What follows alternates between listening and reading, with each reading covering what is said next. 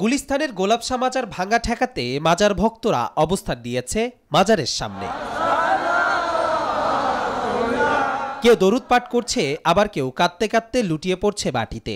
মাজারের ভেতর দেখা যায় অনেক মহিলারাই কেঁদে কেঁদে মোনাজাত করছে যাতে ভাঙার হাত থেকে উদ্ধার হয় গোলাপশাহ মাজার।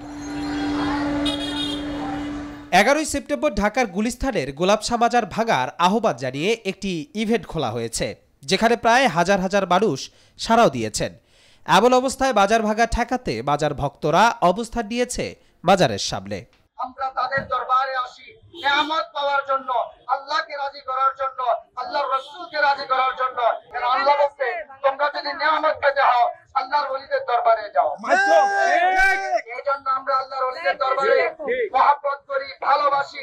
যত জায়গায় মাজার শরীফে হামলা হয়, আমরা গত 16 বছর আগে দেখতে পেরেছিলাম যে আল্লাহর ওলিদের মাজারে হামলা করার কারণে 16 বছর পর্যন্ত কোনো অস্তিত্বই তাদের ছিল না।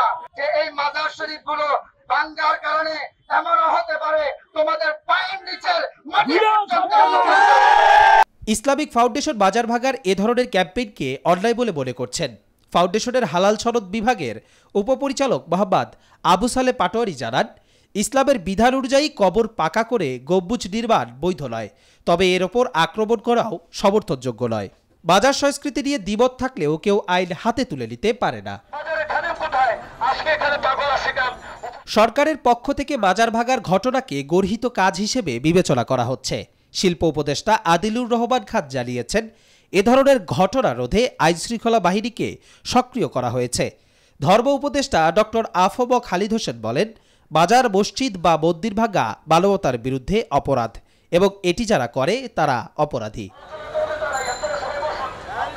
কবির চৌধুরী জয়, মাই টিভি, ঢাকা।